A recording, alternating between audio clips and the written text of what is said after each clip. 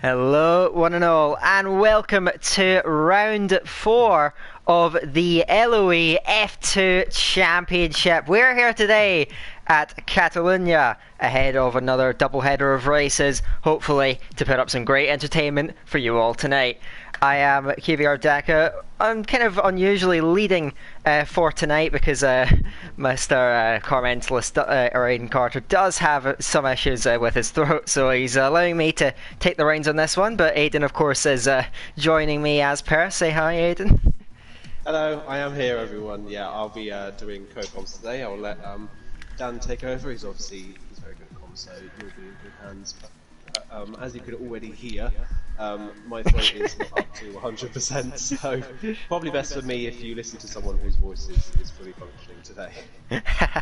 Of course, but it's not just us two for the moment, at least. We are joined by F2 driver, sort of an F2 merchant he's considered in the community. It is Mr. QVR Chill, Prema driver, and hello man, how you doing?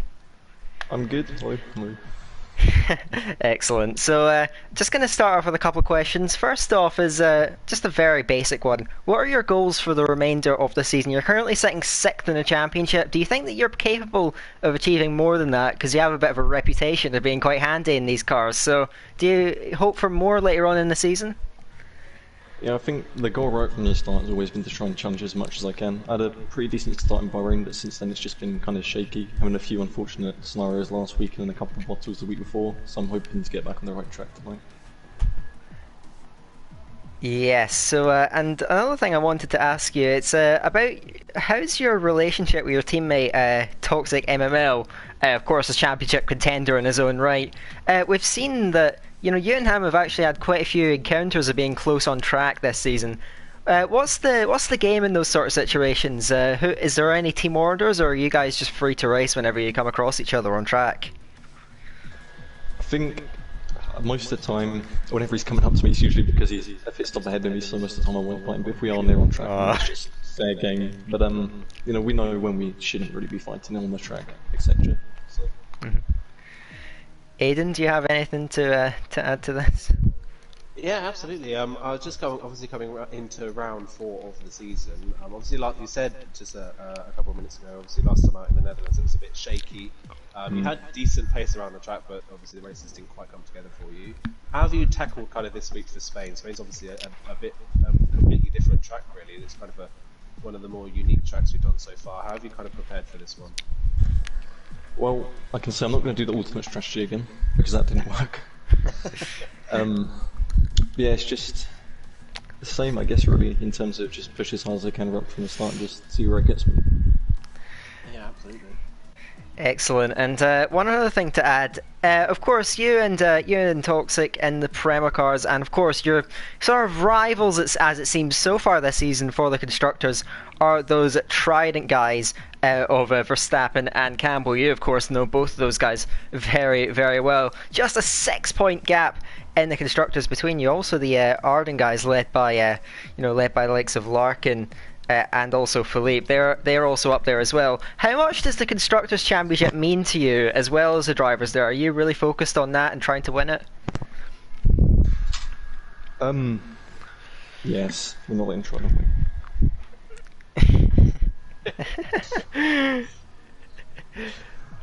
Yeah. I think I've got just another question for you, just before we obviously wrap up and we let you get focused for the race today. What's your thoughts on the sugar tax? Sugar tax. And if you want to talk about your opinions on Brexit, go ahead. You've got a minute. Brexit. I think Brexit was a wonderfully formed plan by Big BJ. He knew what he was doing. And he had his plan sorted. And he's racing here tonight as well.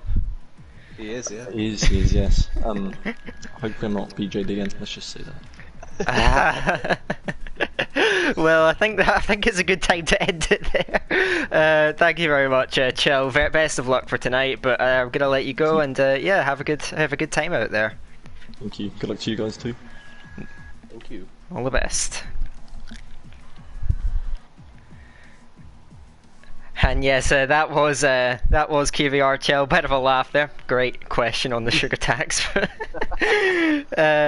Anyway, let's focus more towards the racing. What we have in store for you here tonight is of course Catalunya, classic track on the F1 and F2 calendar. So very much looking forward to this. And of course Spain. What do you think of the track, Aidan? There, what do you expect from tonight?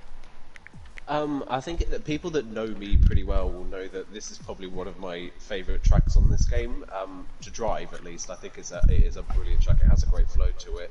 In real life it doesn't necessarily have the best reputation, it's obviously been a staple of the calendar since the 90s, but it is not provided the best of races really in modern Formula 1 periods. But then Formula 2 is a completely different kettle of fish, isn't it? Formula 2 races around Spain have been some of the best that we've seen in the sport. So Formula 2 around Spain is usually really good, and I think there's a really interesting dynamic to this race as well, in that this isn't your traditional kind of easy one-stop race. This track is very difficult on tyres, so I think that's something that's going to be very interesting to watch, is to see who can manage that the best here. Definitely, we see it in real life as well, even in the F2 races where drivers are struggling. They're lapping seconds slower towards the end of races, trying to keep the tyres on the island, and expect that to carry over as well to the races here tonight. So yeah, very much looking forward to that. We're just, of course, a couple of minutes away. We should be getting started very shortly, so yeah, going to be a lot to look forward to. And looking more towards the championship, because of course in the last race, after Toxic managed to bin it on the final lap of the feature race in Zandvoort, it's really opened up Larkin at the top of the championship standings, but you can't count Toxic out. And of course you got the two Trident guys right in there as well. But do you think that Larkin now, with a pretty healthy championship lead, if he can start to build on that through this round and later, or do you think that the rest of the guys behind could start chasing him down? I think we've really got to look out for Toxic today. Obviously, we've said it so far this season a number of times that Toxic he's had incredible pace throughout the season. He's definitely, I'd say, been the fastest driver so far this season. But obviously, the feature race last time out was a massive error for him to drop it on the final lap with a comfortable lead. That was a big error for him, and Larkin has, I think, comfortably been the second fastest driver this season, and he's been able to. I don't think I've seen Larkin make a single mistake so far this season. So to come home, I think last time out was the first time he didn't get a podium, if I'm correct, was at the sprint race. I think he finished fourth in that race. But still, despite finishing fourth, because he won the feature race, and I believe he got pole for that race as well, he ended up coming away from the Netherlands with the most points that he's had through any race so far this season. And his points tally for each weekend keeps going up and up and up, so I wouldn't be surprised if we see him continue that same trend. Yeah, and of course he left Zandvoort with a 22-point lead in the championship ahead of Toxic MML. Of course, see if Toxic and the likes can start to reel him in. Also, don't really like those two Trident guys, because in my humble opinion, I think you share the same thing. They've never really looked confident out there on track so far this season, and you know, if they can turn that around, if they can hook up that car, then I reckon that they're also right in there. They've managed to pick up both of them very solid points when they're not entirely comfortable out there. So if they can get adapted, then who knows what they're capable of as well. Yeah, absolutely. I think Campbell stands out maybe what I'm more shocked with the performances so far. It's not necessarily been off pace, I would say. It's been just more that it's been very inconsistent. So some laps, obviously won the sprint race in Bahrain, so he did a pretty good job at Bahrain to get his season off well. But since then, it's not quite come together for him, and it's maybe been a few errors or things like that really haven't given him the full results. Obviously, he came into contact, I believe, with Chill in the sprint race last time out as well, which cost him quite a few points. But yeah, you can't count these guys out. They were both both Campbell and Verstappen were in the championship battle last season, and they're very formidable drivers in their own right. So I wouldn't be surprised to see them bounce back. And I think this is a track really that I don't think maybe they'll struggle at as much. I think the thing we've seen most of the Trident cars this year is the brakes. They've been really struggling to get the car stopped, whether it's rear locking or just not enough brake power itself. That's been their main problem. And at this track, apart from turn 10, there's not really that many heavy braking zones, so I doubt they'll be as far off the pace this time round as they were in the previous rounds. Yes, indeed. Looking forward to that then. See if Trident can bounce back. See, of course, if anyone else outside of that kind of formidable four that we've seen a couple of podiums from other drivers as well throughout the season. We'll see if that trend continues. Got the likes of XL Ling, Chell, Danny Boy. Those guys have all shown that they can fight up near the top. We'll see if they can produce it consistently. We are now just seconds away, moments away from qualifying here at Spain. Critical one shot to try and get out in front, because the dirty air effect of this track is very, very strong. So pole position, important, but of course it's a long round down into turn 1, and as always in F2, anything can happen. Yeah, absolutely. Start is more crucial here than I think. I think it's pretty equal to Bahrain in terms of the start of the race. It's so crucial to get off the line and get to the first corner as quickly as possible. Such a long run down to the first corner. One of the longest ones on the calendar. One person I'm going to keep my eye on today, though, is Danny Boy. He is the first person, other than Toxic and Larkin, to pick up a win this season. He's the first person, other than those two, with a win in the sprint race last time out. He did a really, really good job. And in the feature race, he managed to finish within that top 8 reverse grid area with a lot of damage at the end. So I think he's really one that could come on song as the season goes on.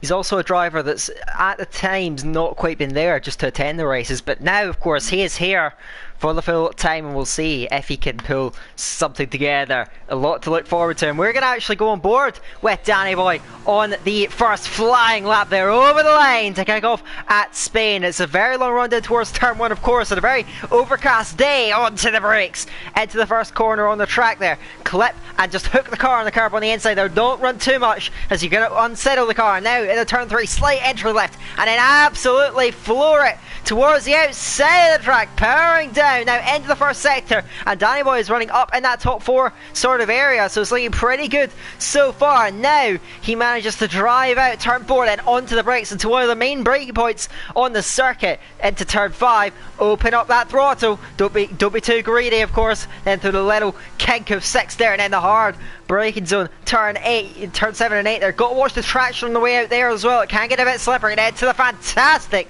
right-handed turn 9. Clip the curve on the inside there. Take as much apex speed as you possibly dare, and Danny Boy sits in 6th place there. Toxic ML leads the way going into that 3rd sector. Game Boy, Caesar, Chill, they're all up there as well. Through the hairpin at 10, a little wiggle for Danny Boy there. Now in a turn 12 there, where your patience on the throttle pedal is tested to the absolute limit. Game Boys is disconnected from the session. Hopefully he can get back in before the end, and now we navigate the final chicane there. Take as much curb as you can without completely unsettling the car. Now onto the power. It should be just about flat out to the final, and now up to the line then. It looks like it's going to be Toxic on pole by some margin, a full second clear, and now that is quite incredible.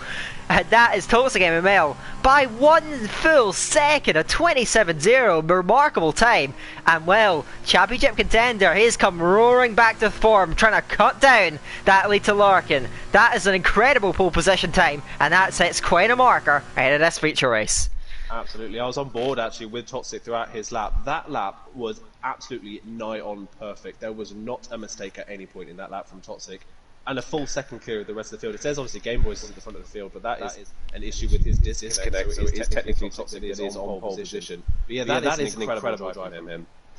And also good performance as well from Caesar. He of course only just showed up for the first time in this championship last time out in Netherlands. Shows some good promise despite some bad luck in the races, but now he's given himself a real opportunity because he will be lining up on that front row alongside Toxic, sandwiching those 2 championship contenders, and he's in a lot of company now. We'll see if Caesar can hang with those very experienced guys up at the front. Can't wait to see how he gets on. Absolutely, and I've commentated over Caesar so far this season in actually Division 3, and it's fair to say that Caesar, his race pace is far more competitive than his qualifying pace. So if he's able to get right at the front of the field in qualifying, who knows what he can do in the race. One thing I noticed though throughout qualifying is that Chill was running in second for the majority of that lap, and then I think spun coming out of the chicane, so it would have been a Prema 1-2 in qualifying, but Chill made a mistake coming out of the final one, coming into the final corner, and lost all that time. And I also noticed as well that I don't think either Trident cars qualified inside the top 10. Wow. Well, we mentioned that this might be a track where they're strong at, but so far at least it's not gone very well. They may have both made mistakes on that lap, it looks to be, and there's a lot of work to do in this feature race where the lion's share of the points comes from for the weekend. So they're going to really have to try and get themselves further up there, otherwise they have a very long day at the office and could take a big hit to their championship chances. A little bit more bright ahead of our feature race. Game Boys, is his car actually on the grid? Has he moved off? That's very peculiar. It seems like he's somehow managed to go up the front. Toxic goes past him, as does Caesar, but if he actually comes back and lines up at the front of the grid, that's a very odd bug in the game then. It is, yeah. I think he is going to actually line up on pole, which is a shame to see that we've got another problem really with online lobbies on this game. It kind of keeps racking up at the moment, doesn't it? But yeah, he's unfortunately left the session again. But he will line up on pole position. If he joins back before the race starts, then it will probably be smart for him to maybe move out of the way and let people through, because obviously he did not claim that pole position in qualifying. We'll have to wait to see whether he can join back before the start of the race. But looking further down the grid as well, Danny Boy in 5th, good result from him. JD Nolan again, really strong in qualifying. Yeah. Last time out in the Netherlands, he didn't finish either of the 2 races last time out. He just kind of got caught out in the first lap with a little bit of problems with contact. He just couldn't really recover from that point. But net 4th on the grid, 5th on the grid at the moment because of obviously Game Boy's issues. But 4th on the grid in qualifying is a really, really strong result, and ahead of a lot of big names. Yeah, definitely, and we'll see, of course, if he can convert that to a race. Zandvoort, he was kind of caught out in the races, so we'll see if how he's able to get on. Looking at the strategy, unlike usual, most of the cars up at the front are running the kind of traditional strategy. You've got Toxic on those medium tyres there. He is going to be kind of trying to stretch his legs on those. But further down the field, Philippe, who also had a pretty decent qualifying session, goes very wide out of turn 10. Not sure what's going on there. But he's on those hard tyres, leading car. Verstappen as well on the hards there. And you've got Ryan, Tim and Campbell right down at the back of the field, also on those hard compound tyres. So we'll see if they're able to match up in the first stint and see how they're able to get through. If they can charge their way up to the field, it may work out just okay for them, as Keller Blue's out the session as well. Some connection issues going on down there. But now we've got Toxic guiding them round to the front of the grid. I'm going to come to you quickly, Aidan. Who do you think is going to take this one? I think just based on the qualifying pace, it's going to be hard to bet against Toxic winning the feature race here. But we said it last time out, and he threw it away on the final lap of the race. But I'm going to say Toxic to win and Larkin in second. When have I not said that this season so far? Third place on the podium. Oh, that's a hard one, but I'm going to go for Danny Boy. I think Danny Boy can get on the podium. Well, let's see if that comes to fruition there. Now, we are prepared, just seconds away. There's... Oh, Aidan, have you gone? Yeah, just had a little error from my end. I'll just be able to join back the session very quickly. So I'm just going to take you through there. We have 5 lights. And we are away then. Game Boys actually leaves the line from the front then. Toxic away with him there. Caesar trying to get up and alongside him, going towards turn 1. Huge incident down there on the straight there as Langs jump out the session as well. So I think, if I'm honest, I'm expecting a restart here, because now, yeah, we've got loads of disconnections out there. I think that the session's bugged out. Yeah, I'm seeing a lot of drivers leaving or retiring, so I think we may be forced to restart. We'll keep you posted. We have a VSC in the race, though, after an incident down there. Bit of a confusing situation out there. Ryan's out the session as well. I think we're going to have to be forced to restart. Yeah, that is such a shame to see. Hopefully this isn't some sort of server issue on Codemasters, and we had this previously as well. We've had it already twice, I believe, this season for Formula 2, some sort of server issues. Hopefully we don't have it again today, and hopefully it is just some sort of little... lobby issue, but yeah, that it's a shame to see that we have to go through this restart phase. Yes, indeed, but of course it kind of just gives us an opportunity to make things completely fair. Hopefully we should be able to set up a custom grid out there, and yeah, we can get back to racing very shortly. We still have some cars that are going around the circuit, so a little bit peculiar, but yeah, the organizer of the league, XL Ling, has said that he's to restart. So we'll get a new lobby started up and we'll get back to racing hopefully as soon as we can. Absolutely, yeah. Just before we actually get back going with the lobby as well, we didn't actually do a full run through of the qualifying order in the end actually. So I'll just quickly take you through what the qualifying order should be if we don't restart qualifying today.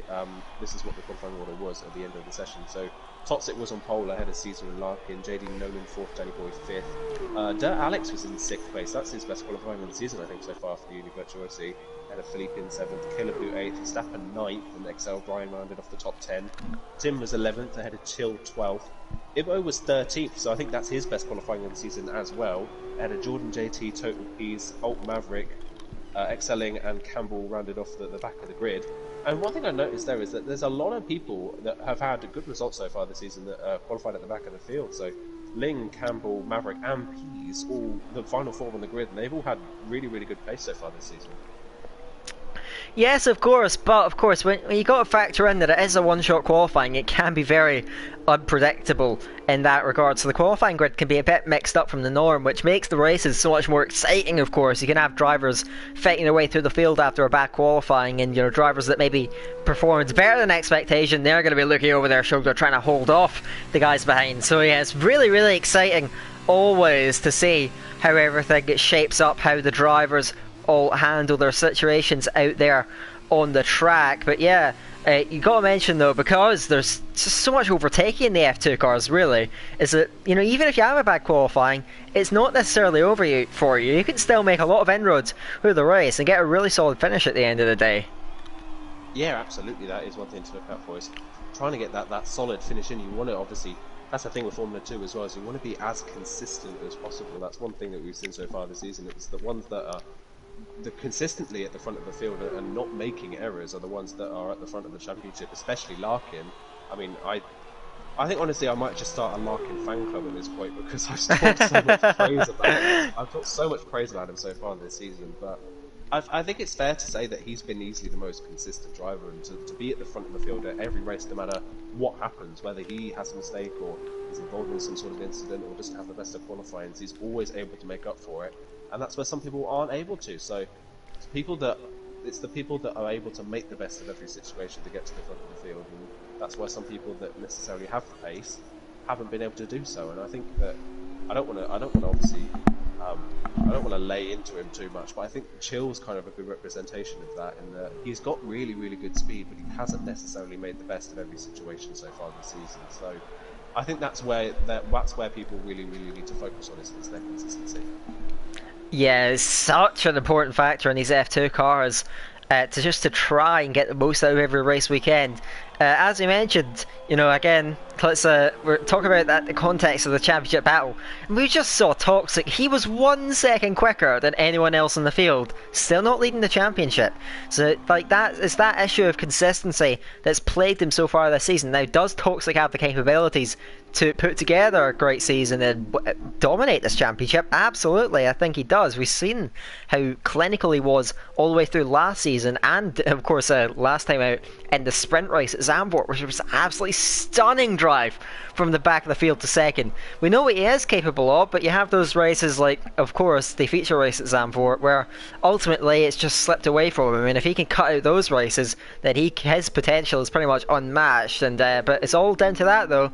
If he can't sort it out, then he's going to be at the mercy of championship contenders, the likes of Larkin as well. So it's going to be great to look out for. Toxic is always one to watch there, and we'll see, of course, if he's able to kind of turn his championship challenge around and kind of flip the tables on Larkin. Yeah, absolutely. That is one thing to, if he can flip that back around and get back into the, we say get back into the championship battle, he is obviously really in the thick of it at the moment, but to try and get back to the front of that and be at the front like I think he's used to. He's very used to being at the front of the championship in Formula 2. He's never really been the attacker in the championship. He's always been the one defending, which is why last season we never really saw him take too many risks. He obviously worked his way forwards very, very methodically and really, really quickly in races last season, but he never really always gunned for race wins. He just knew he had to finish at the front of the field and didn't really worry about anything else, and that's how he ended up winning the championship. This time around it's a bit different. He's in the foot's on the other shoe, so he's going to have to be the one chasing Larkin. And his problem is, Toxic's problem at the moment is that one mistake in the Netherlands has put him 22 points off the championship lead. That sole mistake has cost him so many points. It's crazy to think how many points that's cost him. And that is, in the first 2 rounds of the season, we think about how dominant Toxic was at Bahrain, but in the end, Toxic only ended up scoring 3 more points than Larkin over that whole event, despite being far more, apart from being completely dominant in terms of speed. So Toxic is going to have to wait for a similar mistake from Larkin, which I don't really see happening at the moment. Well, of course, anything can happen in racing, and it usually does. So yeah, you can't be ruling out anything occurring And of course, we saw Larkin last race in Zandvoort was a little bit shaky from him. He did get caught up in a couple of incidents, most notably with Verstappen. So it was really the first show of vulnerability. A guy, of course, because he started 10 places ahead of Toxic on the grid and finished behind him. That was a bit of could turn out to be a psychological turning point. Of course, you can't read into that too much. I think that the championship fight is still very much on, but I think the last race at Zandvoort will be a real confidence booster for Toxic. He knows what he's capable of out on track, and if he can just put clean races together, then he should, theoretically at least from what we've seen so far this season, he probably has the edge over the rest of the field. Yeah, definitely. I think we said it on the stream last week, but that performance in the sprint race must have been soul-crushing for the rest of the field. To go to a track that's notorious for being difficult to overtake at, and Toxic made it look like he was driving against AI set on 10 difficulty. It was crazy how quickly he worked his way through the field.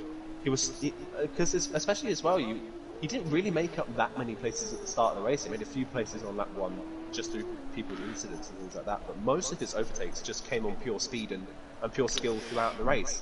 And obviously the sprint race is the shorter of the two events, so to be able to do that on a track that's notoriously difficult for overtaking and put that much of a psychological dent into every other driver in the championship, going forwards at least, it's gonna scare a lot of drivers in that even if Toxic does make a mistake, he can immediately bounce back from it, and that's one thing that people need to. Maybe that's one thing that people that want to try and challenge for the title need to try and do, is either emulate that kind of performance or try and stop Toxic from making that performance happening again. And it's going to be really difficult to do either of those things. But of course, we've seen that there's a number of drivers in the field that have taken it to Toxic in the point standings so far through this season. And I think that, for other drivers, it's up to now, because Toxic on pure pace is, let's be honest, the fastest driver in the field.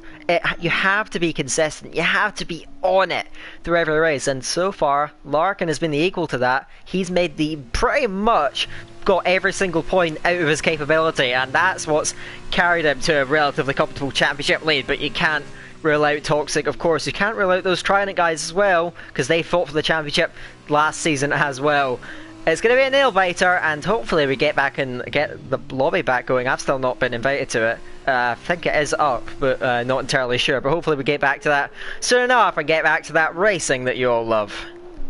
Yeah, definitely. Hope we get back to it soon enough. Another thing as well to note in this championship is that there's other people that can play that maybe aren't in the championship that can still play a part in it. We obviously saw our first winner last time up that wasn't either Toxic or Larkin in Danny Boy. He was the first person this season to win other than those two, and that's one thing to keep looking out for this season, is people that can play a part and maybe win races and capitalise on people's mistakes and take points off of the championship battle. And I think that at the moment, obviously the Trident guys are still in the championship fight. It's still very early days in the championship, but if they're able to pick up wins here and there and take points out of the likes of Larkin and Toxic, they can throw themselves into the championship really without even noticing they're doing it.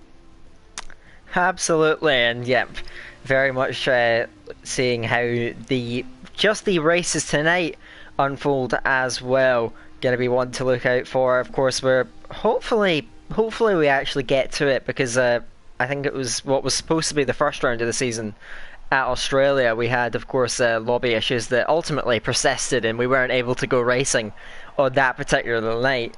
Hopefully, of course, that is not what happens here today, and we can get to things sooner rather than later. And have you gotten the session yet that's been made, the backup one? Because I haven't received any invitations that I to help. Actually, speaking of the devil, I've just been invited. Let's see if we can get in, okay? Fingers crossed all is smooth sailing. We've got people joining the lobby as we speak, so hopefully everyone is able to get back in time and we can get this race sorted, and hopefully we can get back on it. By the looks of things, it looks like we might be redoing qualifying, maybe just to save some time, and obviously doing the custom grid is a lot of work, so yeah, by the looks of things we might be redoing qualifying, which is a chance for those that did make mistakes, obviously the likes of the Campbell, Chill, Excelling, Peas, and the likes of those fast drivers to bounce back from the mistakes they made and make up for it. Yes, indeed. And yeah, that kind of opportunity to bounce back is one that these drivers are all going to have to just grab with both hands, really, because if you do make those mistakes, again, then that's going to take a bit of a blow on you psychologically. But of course, there's a different sort of pressure on the guys that qualify well. Just talk about Caesar, for example.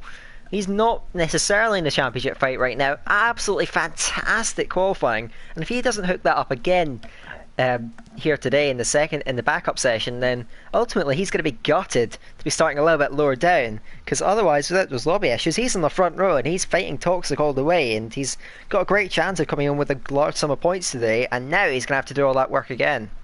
Yeah, it's really a shame for the likes of the people that qualified at the front that maybe necessarily aren't always going to qualify at the front of the field. It is kind of, this lobby restart is a little bit of a gut punch for them, unfortunately, isn't it? But I think that's the same, like you say, for Caesar, and then the likes of JD Nolan as well, who had such good qualifyings and who was such fast people down at the back of the field in a nearly full grid. That's the perfect opportunity for them to shine, really, and have an opportunity at the front of the field and to showcase their pace and their racecraft. And they're just going to hope that maybe the same people that made those mistakes make those mistakes again, and they're just going to hope to be where they were before obviously the lobby reset. Absolutely, and now just of course turning our heads towards the lobby itself. We've got 15 drivers in at the moment. I think we're still waiting on a couple more to get themselves in and ready to go. We're also waiting for Philippe to select his car. So I think Larkin has said, and this is the little group chat that we have, said that he's resetting his PlayStation. So we've still got quite a bit of time to wait then. And also the organizer, XLing, has just confirmed that we are going to be redoing the one-shot quali session. So that's as we were talking about now, pressure shifts ahead of the drivers, and it's just so much on that lap. There's always a lot of heat on a one-shot quali lap, but especially in this situation, these guys really don't want to be making mistakes. Some of the guys that qualified lower down, they've been given a second chance. They really don't want to throw it all away. Absolutely, and equally the guys that performed in the first qualifying then don't want to mess up their second one, like we said. So Toxic could just as easily, like, well, I was on board with him when I said, obviously, at the end of the qualifying lap, that it was pretty much a nigh on perfect run from him. It was a really, really clean lap and there was no mistakes. It's going to be difficult for him to repeat that feat. Whether he's able to hold on to pole position is another thing as well. So it's almost a psychological disadvantage that he had some sort of gap to his main rivals, and now that gap has been eroded and they get a second chance. So he equally himself has got to make the most of that second chance.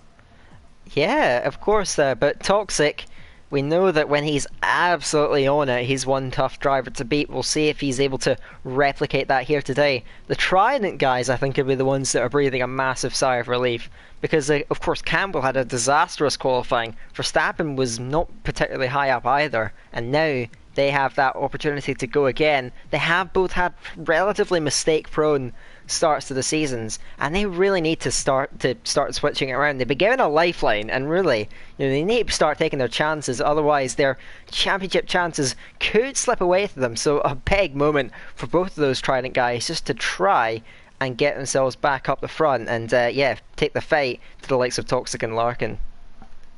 Yeah, definitely, and obviously we know it's a much longer season for Formula 2 this time round, so they can afford maybe sometimes to get away with a few mistakes just because they can make up for it in latter events, but you don't want to give yourself a bigger task than you need. You want to be scoring those points immediately and getting as many points on the board as early as possible so you can build yourself a buffer. That's how a lot of people in real life Formula 1 won championships. That's how the likes of Jenson Button won his championship in 2009, because he had a good car at the start of the season and good form, and he used that to his advantage and made the most of every opportunity that came to him. So you don't want to give yourself a bigger task than you need to win the championship. And at the moment, the Trident guys have given themselves a pretty big task to try and claw back those points. So that's one thing they're going to be focusing on, is trying to get on that form, that run of form, and trying to build those points and that momentum.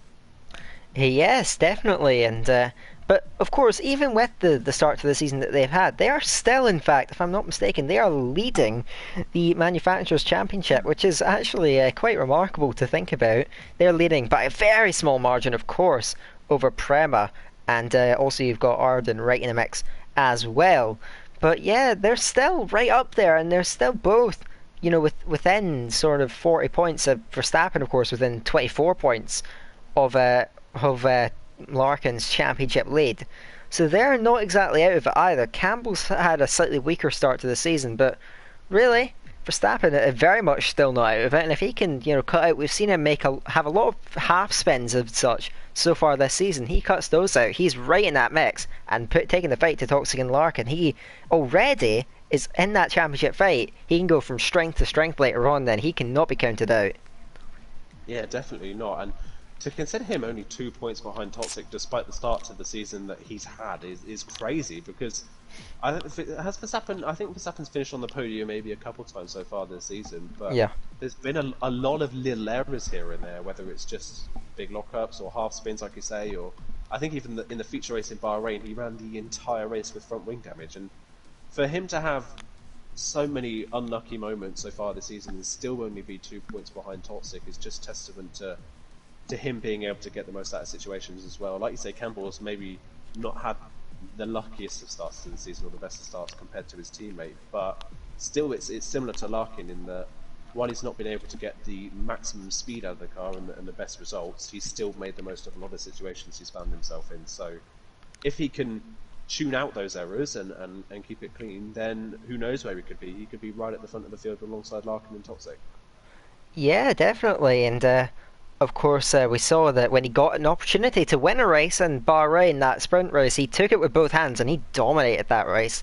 So he does have the capabilities both the Trident drivers have. Looks like we have a full grid of drivers actually ahead of the race. I think we have had a couple more drivers actually jump in, the likes of XL Ryan and Spag. I think they have just jumped in the break. So we now have a full grid of F2 cars, and this is going to be quite a spectacle to behold. Just seconds out, and we can get into it, hopefully for good this time.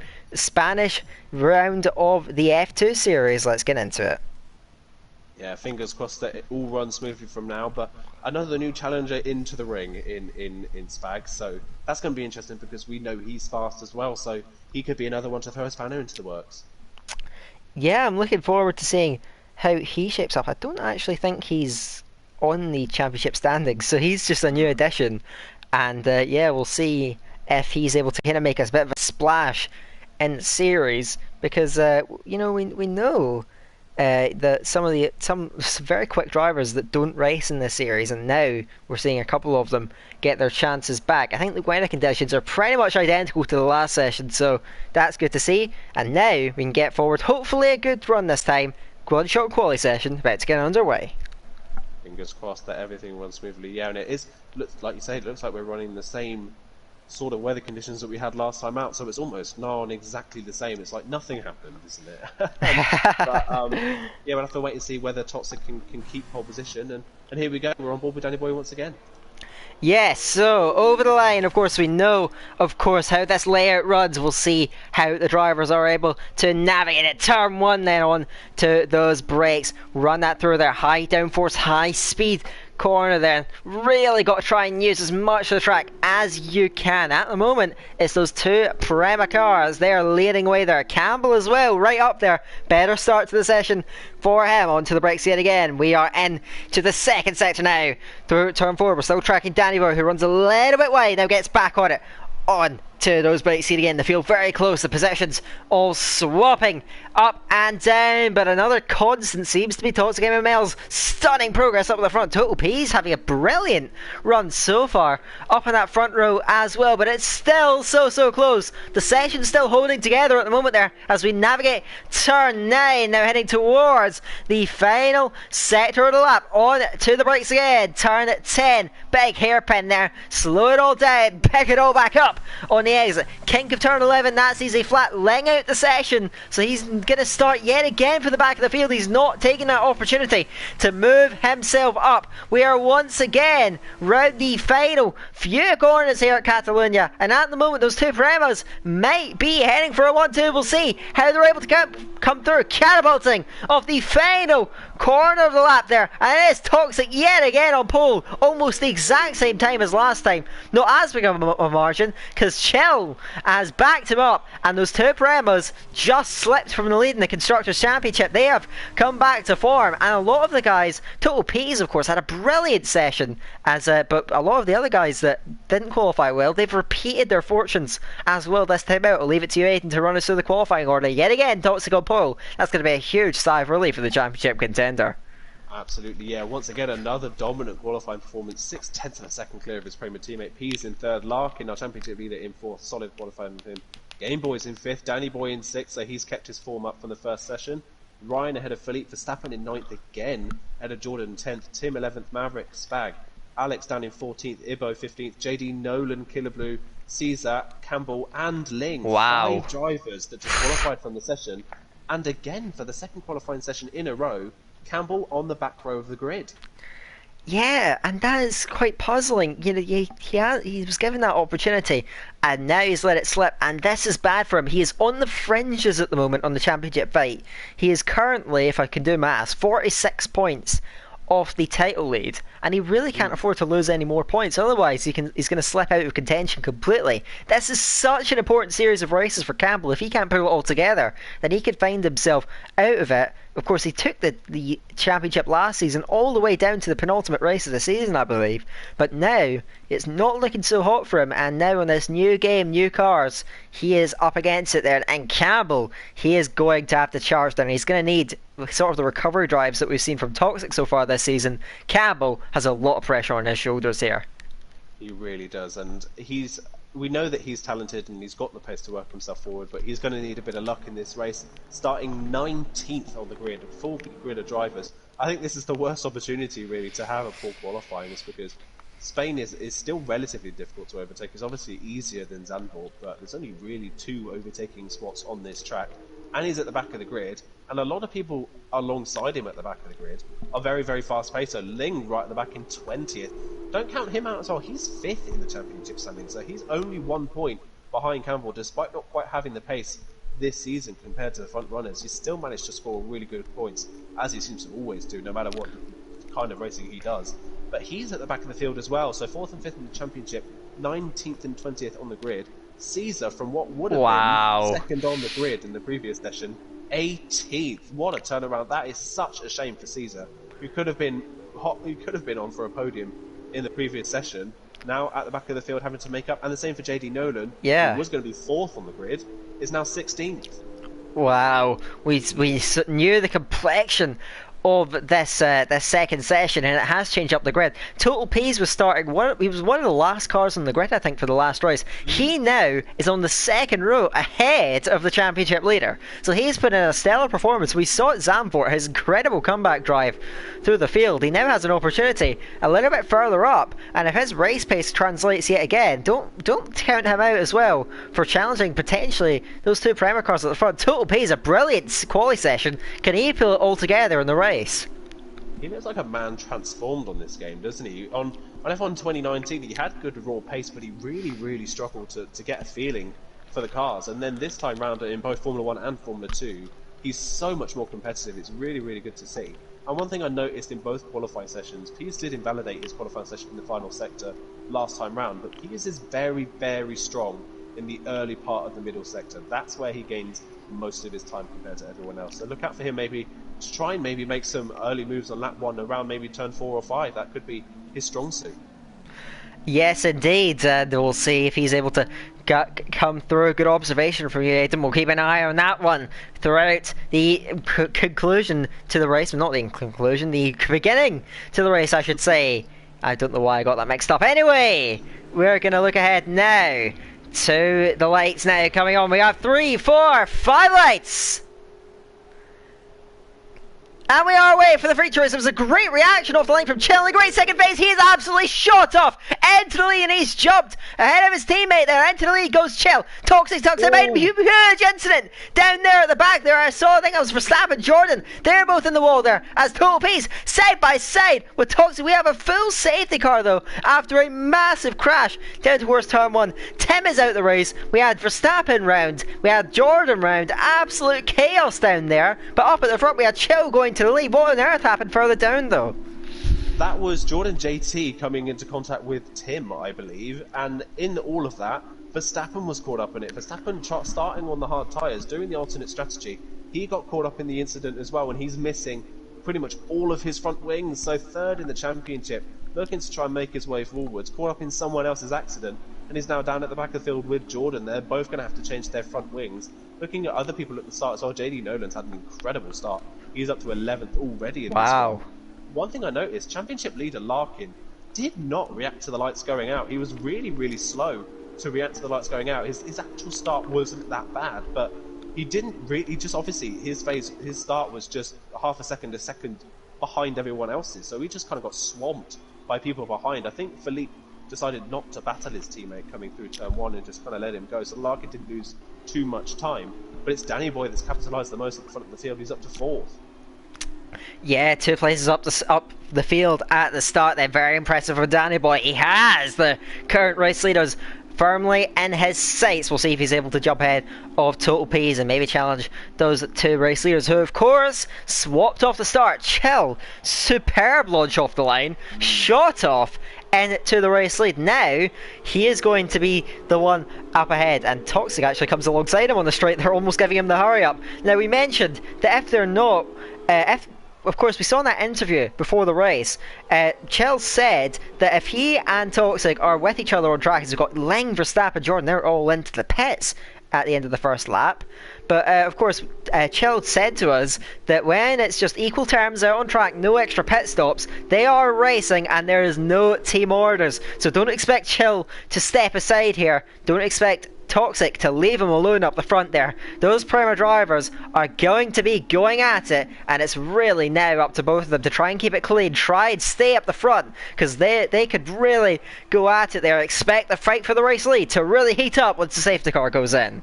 And this could be really good psychologically for Chill as well, to be ahead of his teammate after the first few corners. This is an opportunity for him to put his stamp in this championship fight as well. He's not too far off the back, and we know he's fast. He can get into this championship battle. He's just kind of really, he's almost in a sense, he's got to battle Toxic in a way to maybe try and put some if I can get my words out, psychological advantage over his teammate. Try and make sure that the Toxic knows that Chill's serious about fighting for the title here. And one thing to take away from this as well is that is a real feat for Chill to beat Toxic off the line. I think it's fair to say that the Toxic so far this season, I don't think has put a foot wrong at the start of any race. He's been perfect off the line in every single circumstance at the start of a race, and this is the first time that someone's really had the better of him. And Chill, that is an absolutely perfect start to his race. So let's see if he can try and keep Toxic behind and maybe battle him for the win.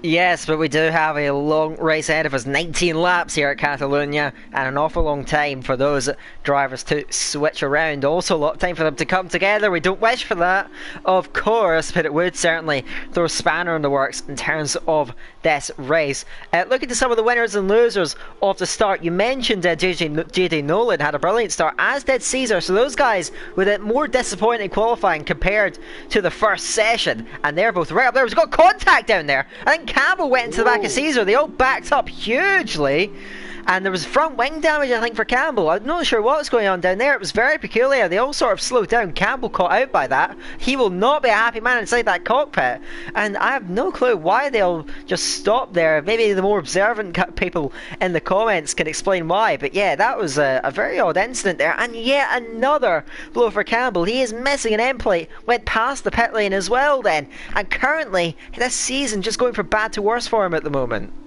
That is such a... Both tried cars are in a really horrible position here, because Verstappen's pitted for the mediums. They won't go to the end of the race, and he's not met the mandatory pit stop window, so he's going to have to pit again anyway in this race, and he's 17th on the grid. Campbell's going to have to pit at the end of this lap. He will meet the mandatory pit window, but he has to run the mediums, and they're not going to get to the end, so he'll have to pit again.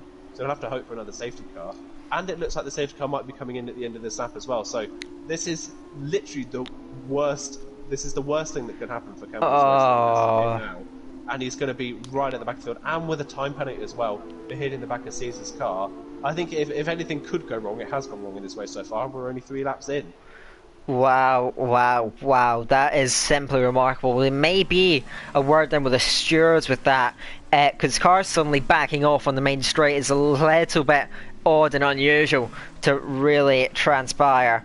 So yeah, that's bitterly disappointing. As you mentioned, safety car will be coming in at the conclusion of this 3rd lap, and we can get back to racing very, very shortly. It's Chill that's leading him away then with a very intimidating figure of Toxic MML sitting on his rear wing. When does the Prema driver second in the championship? When does he go? He's left it very, very late, and Toxic has gone right with him here. He's going to be threatening towards turn 1. Chill's put himself under pressure. Toxic in the slipstream is going to pull towards the inside down to turn 1 there. They are absolutely wheel to wheel for the race lead there. Nothing in it, but on the brakes it is Toxic that has seized the opportunity Chill gave to him there. Chill has to back off going through turn 2, and Toxic, a brilliant restart, gets away with it, and he has gone through into that race lead. Now Chill is on the back foot there. That was superb from Toxic. Read Chill's restart beautifully. Now leads the race, and Chill, after such an amazing start to the race, now has it all to do if he wants any hope of snatching back that race lead. That is absolutely perfectly read by Toxic. Chill, he kind of started to go. He upped his pace on the exit of the chicane, but he didn't actually go, which meant that the actual restart wasn't really much faster than what they were going anyway. So Toxic didn't really have to do much just to keep close to Chill, and Chill didn't put up a fight into turn 1, so Toxic retakes the lead of this race, and he's going to look to clear off into the distance, as Pease is now looking to try and get past the 2nd Prema car. Yeah, Chill already 7/10 back from the race lead. He's got a lot now to do to try and hold on to that. We've seen sometimes that his race pace can suffer compared to his quality pace. Now he needs to try and prove that wrong. Further down the field though, we're seeing battles there. Killer Blue sweeps past JD Nolan through turn 11 and moves up. He is through now P11, and he's going to look to try and make quick progress and try and get himself further up the field. Looking more towards the front though, and now championship leader Larkin is all over Danny Boy there. He picks up a nice slipstream, pulls towards the inside there, and they might go level down on the main straight. They're gonna go wheel to wheel, going towards turn 1. Larkin has the inside line, but Danny Boy has his nose in front. Who's later on the brakes? Is Larkin emphatically just about gets it stopped. Danny Boy tries to look for the switchback, tries to look for the momentum. It doesn't come through though, and Larkin has regained that 4th place from the start. It's Orion on the inside of Rhino Philippe. Tries to maintain that position. Going round turn 3, he's just going to stay in front. He's up to 6th. Larkin as well up to 4th. And we still have more battles down the field though, as we got Caesar going to clear JD Nolan as well. Nolan slipping back through the field then in that Dams car. He's suffering some blows to his race there after an amazing start, beginning to regress, and he's got to try and focus on getting himself back up. They both stack up behind at Spaghetti Chips, but looking towards the front. Toxic leads. Chill 2nd, P-Star. They're pretty much established, but Larkin up to 4th now has the podium in his sights. He's looking for yet another podium. Otherwise, he's losing a lot of ground to Toxic with 4 points already for pole position and a comfortable lead here in the feature race. He's driving superbly so far, and he is desperate trying to get championship in a championship fight. Huge race here for Toxic, and he is proving equal to it. They're 1.5 seconds out in front as we come towards the end of lap 5. Absolutely perfect start really for Toxic, isn't it? Ideal situation to be out in the front, championship leader, not on the podium as of yet, but still a long way to go in this race. He can work his way forwards. Further down, Caesar's past another car. He's past Spaghetti Chips now, and he's up into 11th place. Killer Blue passed Spag at the start of the lap as well, so he's up into the top 10. And Killer Blue is the first person to dive into the pit lane from the medium, tries to foot on the hards. That's very early. Spag is in at the same time as well, but it's only the end of lap 5. So they're going to have to take these tires 15 laps as Killer Blue's actually retired from the session. I wonder why he's done that, because he didn't have any damage and he was running in the bottom end of the top 10. As Philippe is coming back at Ryan for 6th place, hasn't quite done it. Killer Blue's unfortunately left the session. Here comes Game Boys up the inside of turn 3. Philippe understeers off the track. Game Boys is going to have the momentum towards turn 4, and in the end, easy pickings for the ART man, who moves up into 7th place. Philippe, once again, good qualifying and a good start to the race, but just starts to slip back as the race goes on. Doesn't quite have the pace of the guys around. Once again, Alt Maverick on the back of this queue. Oh, Maverick he kind of sold himself short at the start of the season, saying that he wasn't going to have really decent pace. He's already picked up a couple podiums, and he's on the back of this queue at the moment running for P6. Let's see whether XL Ryan can catch Danny Boy for P5. The top 5 at the moment have left the rest of the field. Yeah, they are starting to move away. Then the gap nearly 3 seconds between Danny Boy 5th and Ryan in 6th. Their early penalty for Caesar. His great charge for the field, suffering a bit of a setback now. He's got to try and work his way back. But earlier on in the lap, that was great opportunistic driving from QVR Game Boys there, taking advantage of that gap down the inside into turn 3 and moving himself through. He runs 7th, just behind Ryan. We'll see if he can dispossess him of that 6th place then as they head onto the straight to start. As Larkin into the pits already. Another early pit stop. These guys, a lot of faith in those hard tyres. Larkin in, also looking for an undercut on those top 3. He's searching for yet another podium. Larkin into the pits as now Game Boys attacking Ryan. Is going to go to the outside towards turn 1. Gets his nose in front onto the brakes. Ryan tries to stay side by side, but ultimately isn't quite able to. Game Boys up in the 5th. Series of overtakes for the Dutchman. He now runs in that top 5, 6th on net position with Larkin into the pit lane, but he is making a good progress there. Now he's got Danny Boy up in his sights. 2.6 seconds. We'll see if he can cut that gap down in the latter half of this race. And despite Game Boys passing Ryan, they're still closing in on Danny Boy. So Danny Boy's 4th place at the moment is under threat from these guys. Game Boy's looking really, really fast here. He's got quite a bit of confidence. Didn't have the best of qualifying, but he's worked his way through the field quite nicely at the start. As for Larkin pitting really early, I mean, it's fair enough. He's got to try something to try and get ahead of Peace and Chill. Peace and Chill are relatively fast, so Larkin would have to be quite a bit faster than them to pass them on outright speed on track. If he does something different on strategy, that gives him a better chance to do so. So he may as well try something. As JD Nolan spun the car. Yeah, a lot of front wing damage. He spun it on the exit of turn 2 and hit the wall. Once again, same as Zandvoort last week. He had great qualifying, but since then, it's just really fallen apart for him. It's a real shame to see that he struggles quite a bit in the races at the moment. Hopefully he can get that sorted, because we know he's got really, really good speed. Campbell goes through as well then. JD Nolan, such an unfortunate incident as Toxic actually stays out, interestingly enough. He has a good lead to his teammate, but we have Chill, we have Peas, they are in. Danny Boy stays out as well. Game Boys is into the pits now. That train behind Ryan also out. Now one thing to look out for, it's Total Peas and it's Larkin who look for that undercut. We'll see if Peas can hold out in front of him. He is out of his pit box, heading up 60 kilometers an hour. He was held in the pits. Yeah, it was held in the pits. Game Boys came in. I think Chill's going to beat him out. Yeah, Chills was always ahead of Peas, but I think the gap's even bigger. Where does Larkin feature in all this? Larkin coming down the main straight, full speed there. It's going to be relatively close. I think he's going to jump Peas though. He is going to be through and he's not far away.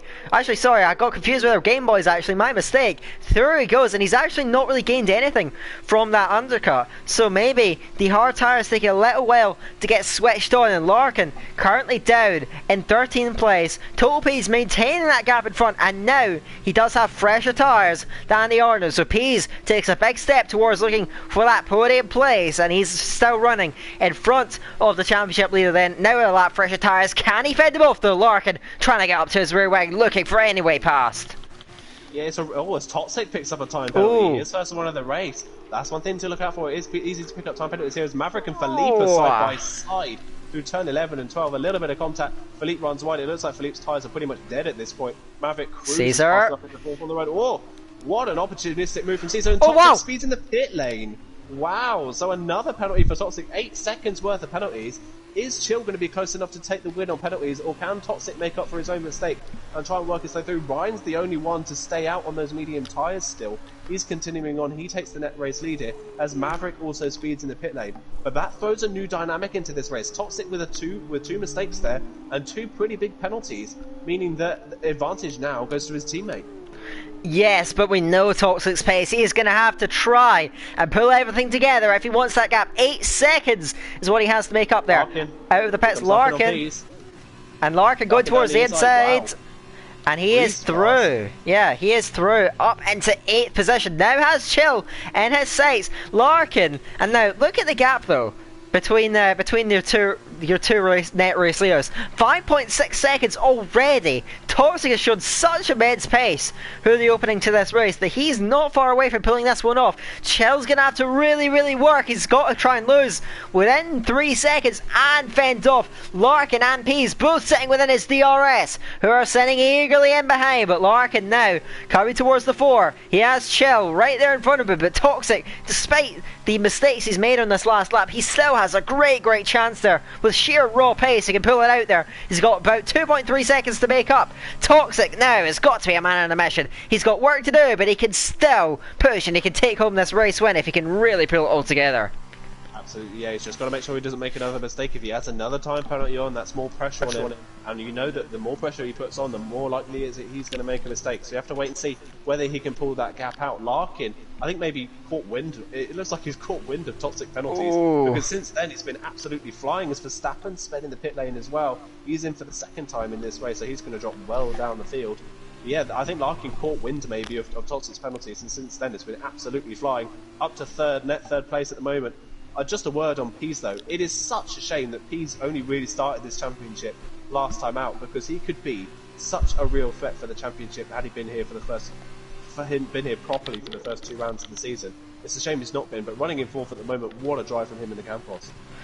Yes, indeed. Is looking further down the field. Caesar on an incredible comeback drive. He's made a late lunge down the inside of old Maverick, but Maverick holds it round the outside, does well, but Caesar drives back out of turn 2, inside of turn 3. What a move that would be to pull off there. Coming out of nowhere, is going to run it towards the outside, but Maverick does not give up. They're going to go wheel to wheel, going towards turn 4, but Caesar has the line. Maverick very late on the brakes, but ultimately doesn't have the grip to hold it round. And Caesar, what a drive this has been so far. He is carving his way through, and he is now up into the top 10, having made a pit stop already. He's actually at the moment, I think, on net position. Reverse grid pull as Toxic moves past Jordan JT. He is through into 2nd place on the road then, and he's continuing to stamp his authority on the front of this race. But Caesar, what a drive this has been so far. At the moment, on for some pretty decent points there. 10th place on the road, and now with Ryan in his sights there, he is on an absolute mission at the moment. They're great overtake on Maverick, and now he has a good opportunity to maybe even get close to the top 5 there. Caesar on a charge. He's looking to make a strong recovery from a disappointing qualifying. He is the man on the mission and the move at the moment. He will be so gutted that he made that mistake in qualifying, because he looks like, just on pace alone, that he could easily be on the podium here. He's already caught Ryan. He's right on the back of him. Meanwhile, Game Boys has caught Danny Boy now for a net P5 at the moment. Game Boys as well is flying. Is Larkin going for a move? He is down the inside. And now around the outside goes Chell. He's held on now around the outside. He's going to squeeze Larkin towards the inside, but just like we saw with Maverick and with Caesar, Larkin holds an inside line, and in turn 3 might just run Chell out. Chell still has a wheel alongside, still keeping the fight going and not refusing, I'm getting my words out there. He is refusing though to give it up. He's round the outside of 4, now down the inside of 5 and breaks very late, trying to get that one stopped. Larkin is around the outside though. They're going to fight for traction on the exit, but Chell has done a remarkable job to fight this one back. Now as the inside run going round turn 7 squeezes Larkin out, but Larkin this time refuses to give up, and they are wheel to wheel now into turn 9. Chell on the outside, Larkin on the inside, and now Pease as well was going to make it 3 wide down towards the hairpin there. Nothing in it. Can Pease make his way through? Larkin just gets his nose in front. Chell still sticking down the inside. It looks like the order might just get in front, but no! Through on the inside goes Chell. Wow. That's some of the best racing that we've seen all season long, and somehow they're all still in the same order. Chell, what a stout. What an incredible defence of 4th place on the road. But how long can he hold that one out for? It looked for a moment as if Pease was going to get the pair of them at a moment. This is absolutely gifting Toxic his advantage up at the front. Is the battle over yet though? Larkin in the slipstream. He has the DRS. He has everything in his favour to try and close him down, getting closer and closer all the time. Looks towards the inside, but he's too far back there. As we got an incident back there, I think that's Verstappen's gone off at the final corner. He spins off to the side, and yet another blow to Trident. It's been a miserable day for them so far, but I'm still trying to get over that battle on the last lap, as now we've got Game Boys attacking Danny Boy. There's action galore out on track at the moment. You don't know where to look. Ed and I don't know what's going on there. Battles absolutely everywhere. What an incredible last lap we've seen. Hats off to Chill, Larkin and Pease. That is some of the best racing I think that I've ever seen in commentary. That is, to be going 2 wide throughout pretty much the entirety of the lap around Spain and then 3 wide into the hairpin and get out of it with barely any contact and no problems at all. That is great racing. How on earth Chill is still in 3rd place on the road, I do not know. In any normal world, that should have easily been Larkin's place, but how Chill held on to that, I do not know. Hats off to him. He is doing a stellar job at running in 2nd place at the moment in that 2nd Prema. He is helping Prema score as many points as possible, and he's really aiding his teammate as well. His teammate's already coming up to the start-finish line. He has up and gone at the front of the field. Chill holding on to 2nd for the time being. Perfect for Prema. But how much longer will that perfect result stand? Larkin again may go on the attack. Chill has a decent advantage this time though. It might well be enough. Larkin in the slipstream. He's desperate to make any sort of move there. He's getting up to high speeds near almost 320 kilometers an hour. But even that is not enough. And Chill maintains that 3rd position. Further down the field, we've got Game Boys attacking Danny Boy in a turn 1 there on the inside. As Game Boys squeezes him out, goes through. Caesar as well goes through. He's up to 8th place now ahead of XL Ryan. But he has come back. Ryan almost loses it going around turn 2, has to gather it back up. Game Boy's up to 6th, Caesar up to 8th, but Larkin cannot get through on QBR Chill. An incredible defence of 2nd place in net position. It has been absolutely remarkable, and they're all reining in on Jordan as well. Chill, he's got about 6.5 laps to do it. Can he possibly see this through to the end? Larkin has put such relentless pressure on him, and Chill has not faded away just yet, but we've still got such a long way to go. Chill holding on to 2nd place, 3rd on the road, but Larkin is putting ever much pressure on him there. Can Chill possibly maintain that P3? I will be amazed if Chill could hold on to this place for the end of the race, because Larkin is swarming all over him at every opportunity. Larkin is trying to get past. I think at this point though, Larkin needs to try the move somewhere else. Into turn 1 doesn't look like it's going to happen there. He's going to have to try it maybe into turn 10 or maybe even into turn 5 if he gets a good run through turn 4. As I say that though, Larkin looks pretty close to the final corner this time round. He's much closer than he was last lap. Here we go then, Larkin in the slipstream yet again. Chill's got good drive though down the straight. I think he's used a lot of fuel to try and keep his nose in front there. Larkin gaining, looks towards the inside, and this time he's more committed, but still Chill might just hang on. He's run to the little bit wide, there was a bit of contact between him there. Larkin tries to sweep back in a bit, can't quite do it, it's to no avail. Danny Boy unable to quite get back at Game Boys either. I cannot believe my eyes there. This is one of the finest defences of a place I have seen in an awful long time. And still, Larkin applies the pressure. Still, Pease is eager watching, hoping that these guys will come together at some point. Chill's defence is so aggressive, but fair at the same time. Larkin, to his credit, has not... I think at this point, I would have just thrown one down the inside at this one point. He's been very patient, and he's waiting for the opportunity to show up. But at the moment, is it going to show up there? We're still looking at QBR Chill holding a remarkable 2nd place ahead of Larkin, but surely the championship leader is going to prevail at some point. He is so close to putting all sorts of pressure on him. He just needs to get one good enough run, and that is going to be game over. Chill trying to hang on, but for how much longer can he stay afloat?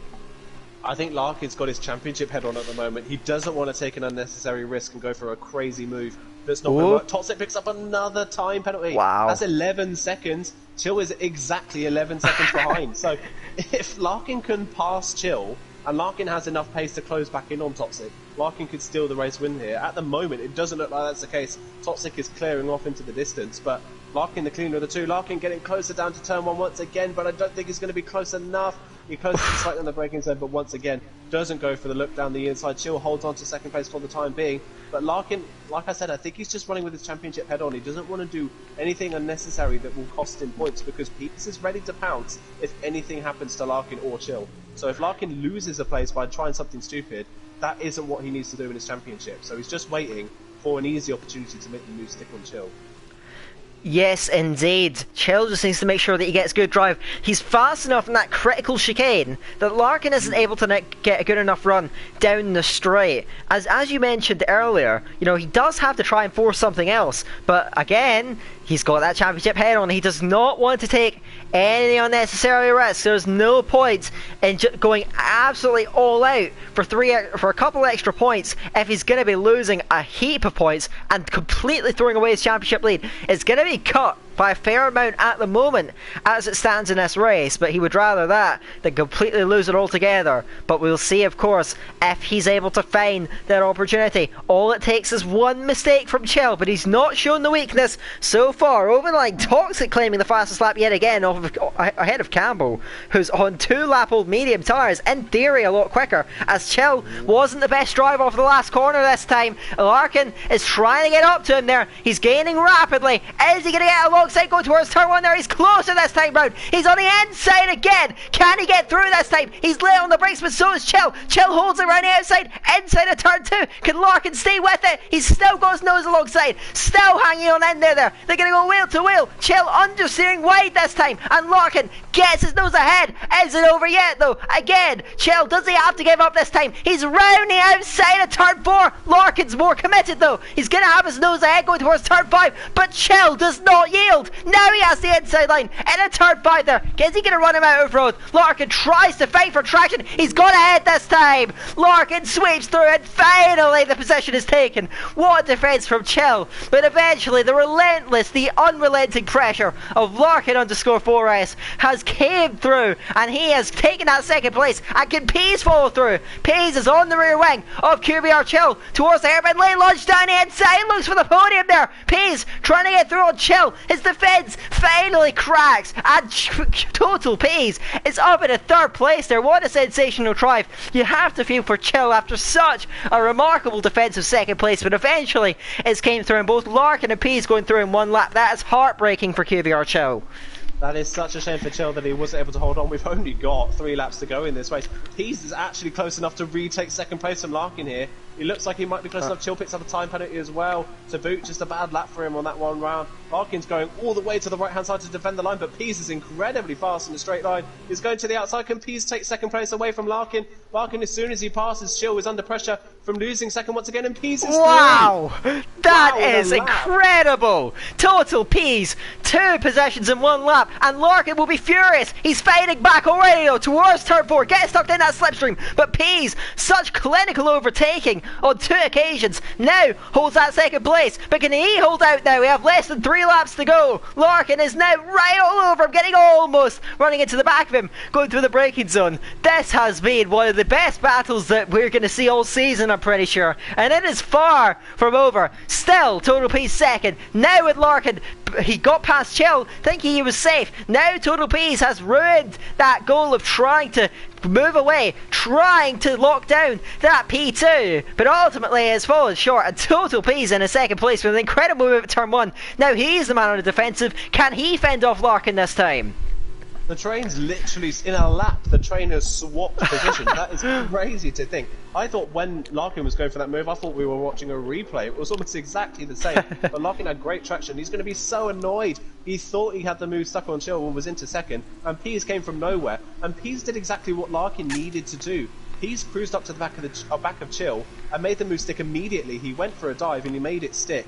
That's what Larkin needed to do at least 5 laps ago. Larkin's fighting back. Once again coming back down the inside. Pease doesn't defend the line. Larkin's got a lot of straight line speed coming down towards turn 1. Is he late enough on the brakes? He is this time round. He's clear of Pease into turn 1. He retakes 2nd place. Pease runs into the back of him. He was so slow through turn 2. Can Pease maybe get him onto turn 4? But he's going to be caught in the dirt. Oh, sees around. Oh, it sees around in the background. Yeah, he was pinched to the inside of turn 1 by Danny Boy, and what a comeback drive, but it has come to blows with just a few laps to go here in Spain. That's so better for Caesar, but he is now in reverse grid pole barring any penalties, so it has gone well for him in that regard. Now, let's go back to what has been such an incredible spectacle of a battle over 2nd place, and Pease is running with Larkin. Larkin has not been able to shake off Pease all the way through this race. Looks like Chill with a penalty as well, maybe out of things, but with just over a lap to go, Pease I think is in a power position there. If he can stay with Larkin in this last sector, he has a great opportunity down into turn 1, and that's the main overtaking point. And from there, Larkin's running out of time, he's running out of chances, so Pease, if he can time this right, could launch himself up into P2, and what a result that would be for the man that joined this season late. He's made such an impression, and now he is all over Larkin. Look at this, Pease is right there with him. Larkin gets good momentum, a good drive going around the last corner, and now has that slipstream though from Pease, and he's closing him down. Does Larkin defend to the inside? And he's going to leave a gap there, because the outside line has worked a few times in this race, but Pease breaks late. He's on the inside line, a short run through the corner. Larkin forced wide, now comes back down the inside. They almost come together as Pease loses the back end, but Larkin pinches him, holds him dead tight, and he might just be able to snatch that second place. Watch out for Chill now to the inside of Pease. They're almost three wide again. He's going to get pinched on the inside, bit of contact between them there. They lean on each other going round turn 4. This is touring car-esque at the moment there. They are wheel to wheel yet again, almost come together again. Pease on the inside snatches third place. He's going to have to try and get another run at Larkin with half a lap to go. Chill's overtake is unsuccessful. Pease overtaking on Larkin as well, unsuccessful. The order stays the same, and Pease got a penalty this time. That takes the pressure, takes the load off of Larkin's shoulders, but it does mean we have a fight on for third place now. Pease defends to the inside, on the outside goes Chill, on the brakes, both of them absolutely level there. Pease trying to hold that inside line. Chill's forced off the track and ultimately cannot get through into third place. Goes Total Pease then. He's just got a few corners to go now between himself and the checkered flag. Toxic, who we barely mentioned, over the line. He wins by a gargantuan margin that we cut down on the penalties. But Larkin 4S is going to come through after wow. I do not know how on earth to describe that end to the race. Larkin will in the end just fend off for P2. What a battle over second, third and fourth. Take a bow, the three of you. That was some spectacle. That was absolutely amazing. Meanwhile, further back, Danny Boy passes Game Boys on penalties, and Danny Boy reclaims P5. Game Boy 6th ahead of Ryan in 7th. Who's going to finish? Oh, well, someone spun. There's that Caesar that spun again. Caesar spun again. He spun actually into the pit lane. He spun so far off the line, he's ended up in the pit lane. And because of all that, excelling from 19th on the grid. Excelling has ended up 8th and on reverse grid pole. What a comeback from him on the alternate strategy. The only one in the end that can make the alternate strategy work. He's going to take reverse grid pole ahead of Alt Maverick in 9th and Felipe in 10th. Caesar, what a shame. It could have been maybe even a top 5 at the end of this race. He ends up finishing outside of the top 10 in that race because of a couple of spins towards the end. But I have to say, thank the Lord I am not lead coming today, because I would have lost my voice by now. That battle between Larkin, Pease and Chill is absolutely incredible. That was nigh on perfect. Not a single there's not a single questionable thing in that entire battle, and it went on for so long. That was absolutely perfect. Absolutely perfect. I love that. I don't know how we're going to top that fight, because that was just the entire second half of the race. Those three drivers swapping places, battling it out. Of course, we saw Larkin and Chill go side by side for half a bloody lap. That was just remarkable. Wow. Toxic ends up with a win by 4.5 seconds. If it wasn't for all that battling, if those guys were a little bit more thoughtful, Larkin could have come home with a race win here. I'll leave it to you to run us through the results then, because I think I'm going to need to catch my breath after that. Wow, what a race. Absolutely, yeah. Toxic ends up winning the race. It was 15 seconds on track, but cut down to 4.5 on penalties. Larkin in second ahead of Pease, third, Chill fourth, Danny Boy fifth. Game Boys ahead of Ryan and Ling on reverse grid pole in 8th place from 20th on the grid. My mistake, not 19th. He was dead last with 2 stops, and he ended up 8th in the end. Maverick in 9th ahead of Philippe 10th, Caesar, Jordan, Alex, Verstappen and Campbell 14th and 15th ahead of JD Nolan 16th. Spag, Ibo, Killer Blue and Tim did not finish the race, but yeah, another big story from that race is neither one of the Trident cars finished inside the top 10. And that is huge. They just managed to edge their way into the manufacturer's lead, but that surely is going to get erased from that race, yeah. They might actually be down into third after that one, because Philippe probably finished inside the top 10 and Larkin with the second place. That would put Kramer ahead of them as well, so Trident have fallen from first to third in one race. Well, they're going to have to try and get themselves further up in this sprint race, but of course neither of them get the benefit of the reverse grid, so there is an awful mountain to climb. XL Ling, the most consistent driver I've ever seen personally, that I've ever commentated on, has managed to work himself into a great position on pole position for the sprint race after a very dramatic feature race. Can he hold on at the front there, or will some of the other guys charge through and snatch that away from them there? Exo Leng, and as the lines off in pole position, his Exo mate Ryan starts on the front row alongside him. It's going to be really, really interesting because a lot of the guys that were running towards the mid part of the top 10, we obviously didn't really see in that second half of the race. We were so focused on that battle for second, third and fourth. But the likes of Game Boys, Danny Boy, Ryan and Ling as well, they were all running very, very similar pace and were running really decent pace. So if they're able to do a defensive job like Chill was doing or like Larkin was doing towards the end, they could hold on to these positions at the front of the field. I think Toxic's going to be the one they're looking out for because Toxic's outright speed around this track is absolutely insane. But it seems fairly easy to defend here. There's a lot of lines through each corner. There's at least maybe 2 competitive lines through each corner, which allows for good racing. So Ling and Ryan could be in a good position here to defend the 1-2.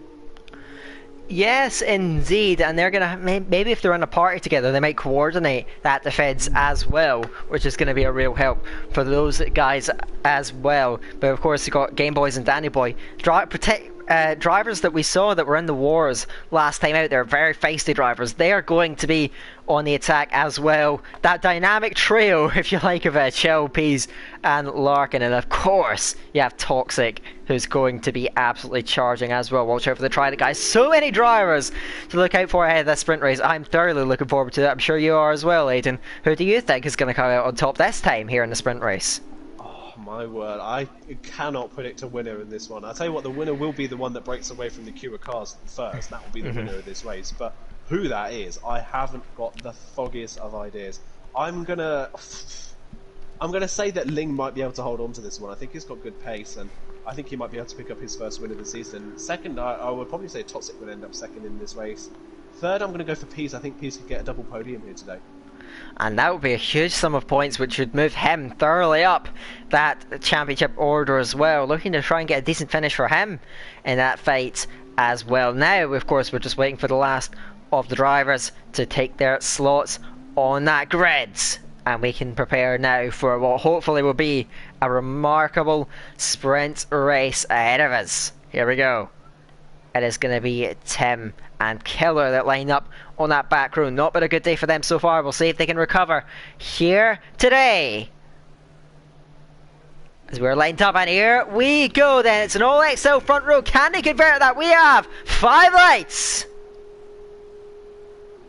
We are away for the sprint race. It looked like a decent start. Maxwell Ryan, he's going to pull up alongside his teammate. Got Lockhurst weaving in about the track. And I think that was Campbell that got nudged off there in the background. But Ryan has made the start. And on the inside, Danny Boy going to try to go for that. Then they're 4 wide almost behind there. Incredible in a turn 1. But Ryan runs with the lead. And a superb start from QVR Chow. Runs second. Took advantage of all of that chaos. Pease follows him through as well. We got contact further back. And wow. Ryan into the lead. But Chill and Pease absolutely remarkable starts. We still have fighting out behind though, as I've got Larkin. He's side by side with Game Boys on the inside there. There's not much progress, and there's 2 championship contenders, and they're almost coming together up ahead of them as well. They're almost 3 wide. They're Ling, who's not had a good start at all. He has to squeeze out Game Boys, and Larkin now is down the inside, making a strong start, putting cars between himself and his championship rival Toxic. He's rounding outside of turn 9 on XL Ling, but Ling just about holds on just in front of him.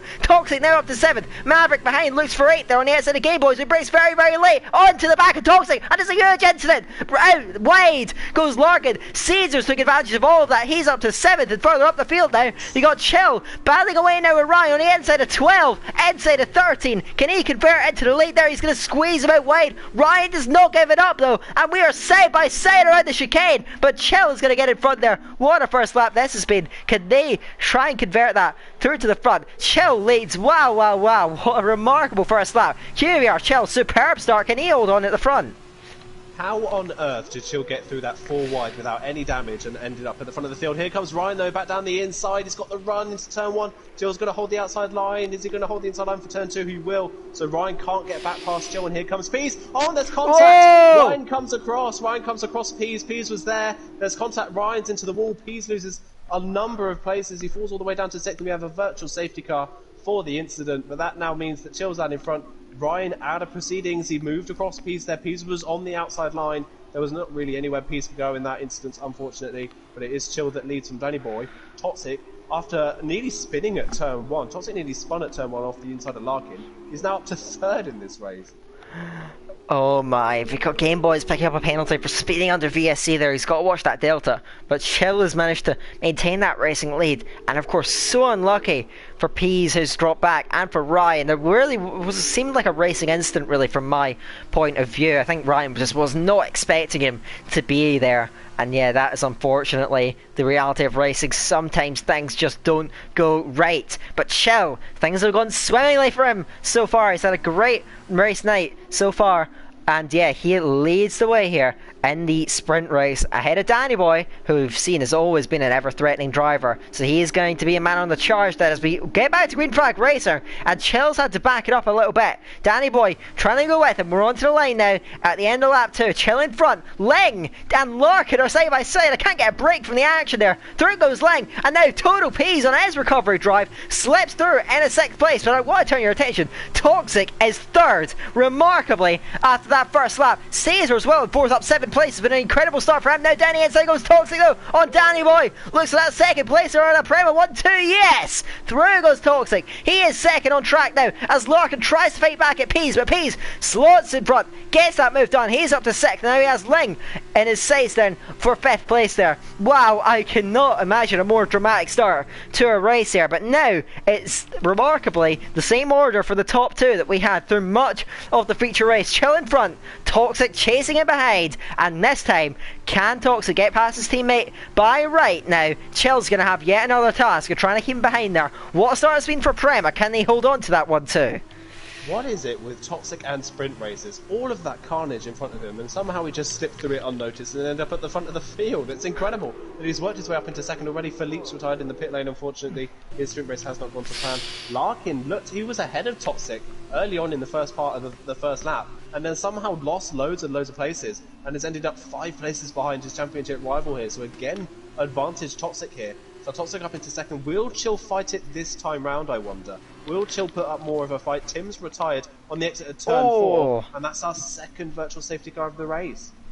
Wow, wow, wow. And of course it was Chill who lost out under a full safety car last time to his teammate. He doesn't want to make that mistake again. He's got to try and time the delta to perfection. Unlucky for the 3 drivers out of the race at the moment there. They have not had a great day, any of them really, in terms of the points. Ryan of course got a decent sum in that sprint and that feature race, sorry, but that really not the day that he would have wanted. Chill leads the way. Toxic tucked in underneath him there. Danny Boy still holds on to that podium, but he has Caesar up 7 places in this race, all over his rear wing. We are back to racing, ladies and gentlemen, and it's Chill that leads away. Runs wide though going through turn 3. He's got to try and watch the track limits, watch the warnings. He's got to try and hang on in there up at the front. Penalty for Campbell. The Trident drivers have made progress. They run 9th and 10th, just outside the points. They've got to try and keep that progress going though, keep the momentum flowing and move themselves further up.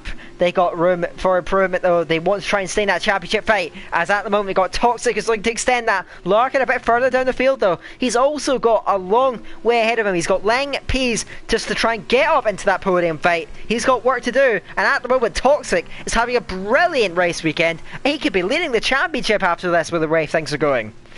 Absolutely, it's been absolutely perfect as Caesar dives down the inside of turn 10 on Danny Boy. A little bit of wheel-to-wheel contact, but it's fair racing. Caesar down the inside, he takes 3rd place. What a race has been so far from Caesar. We're only on lap 4, and he's worked from 11th to 3rd in the positions at the moment.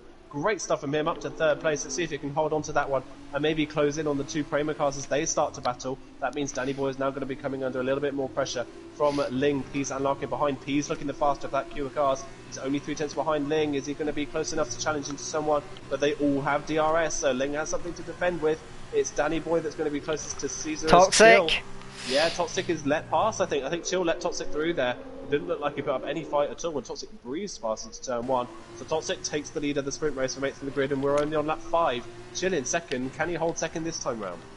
As Campbell having to defend from his teammate, Verstappen was looking all over his rear end. Actually, I think Campbell might have been the one on the attack, my apologies, but looking a little bit further up. Peas, as you mentioned, looking very, very impressive on pace. He's got a little bit of a run on Ling, actually. They're going to be wheel to wheel, going down towards turn 5.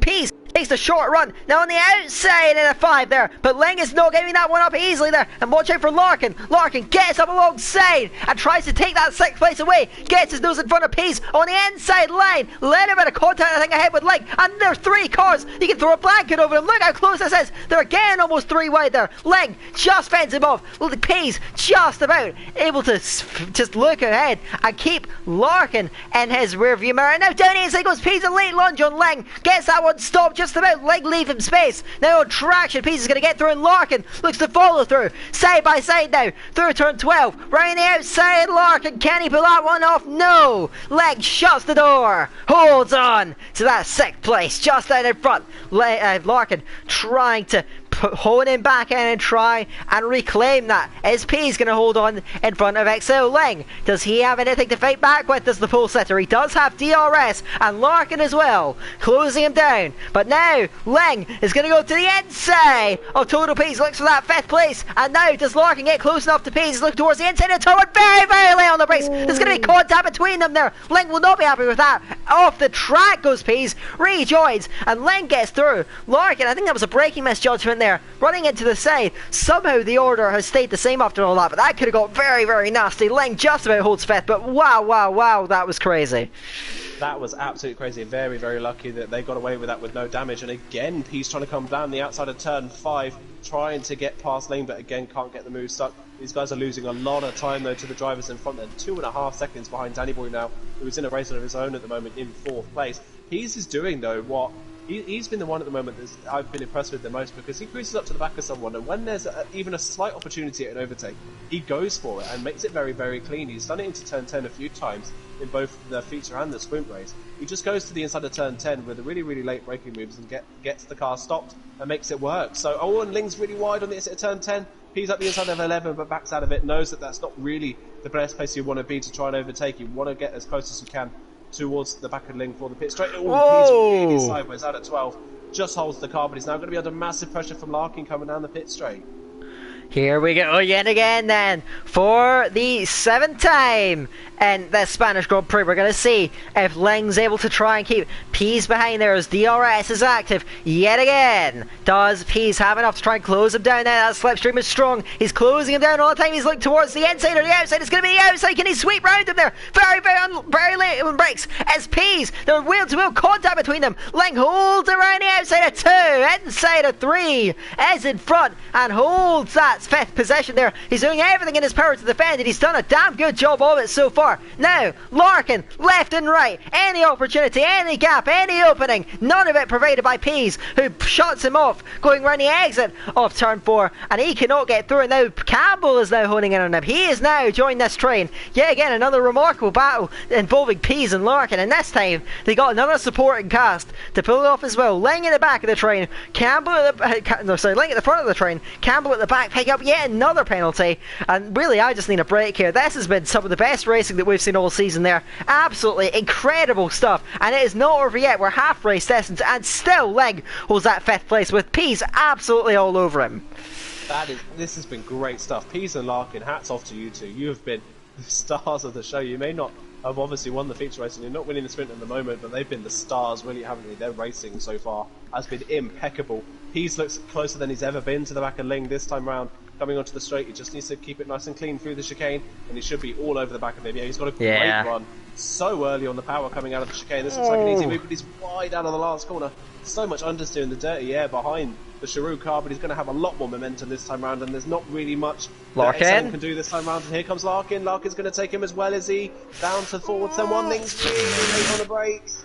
Oh, they just a little bit of contact, but they just get away with it. Larkin, opportunistic as ever, gets up the inside of Ling as well, is able to get past and work his way through. Ling loses 2 spots in one corner and picks up a time penalty as well. Luckily for him, Campbell behind has 2 himself as well, so he will be ahead of him at least at the end of the race if it stays this way.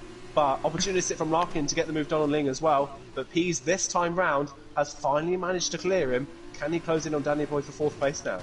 One thing to note is that Chill has not been shaken by Toxic. He's hanging on to that DRS. I'm not sure if Toxic's doing this on purpose to help his teammate out, but at the moment Chill is keeping him very, very honest and remaining within that DRS range. All important for his chances in this race. If Toxic picks up another penalty, then that can all change hands. Chill is not out of this one. Toxic has to remain focused. Looking up, further down, I should say, looking up, down, bit of a weird one, but Peas still ahead of Larkin. Larkin honing in on him. These two have been inseparable the whole day, and they have put on some show, it must be said. I think they're both going to need a bit of a lie down after this one, and they're going to need a standing ovation as well from a crowd, because my oh my, this has been quite a spectacle that they put on.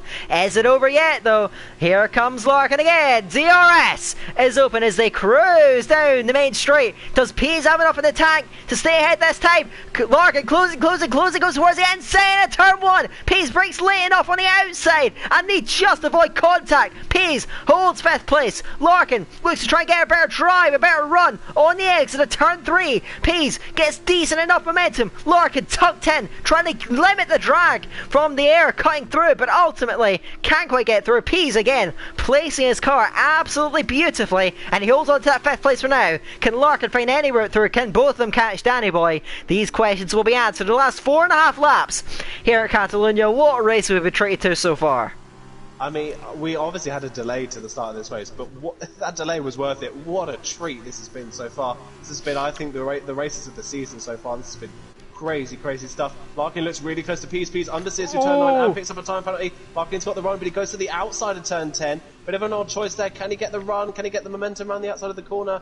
Peas is late on the brakes himself as well. There's contact further back. I think Ling may have made contact with Campbell. Larkin round the outside of 11, got the inside for 12. Does he have the speed on the inside of the corner? Peas is still side by side, but Larkin has a run down into turn 13.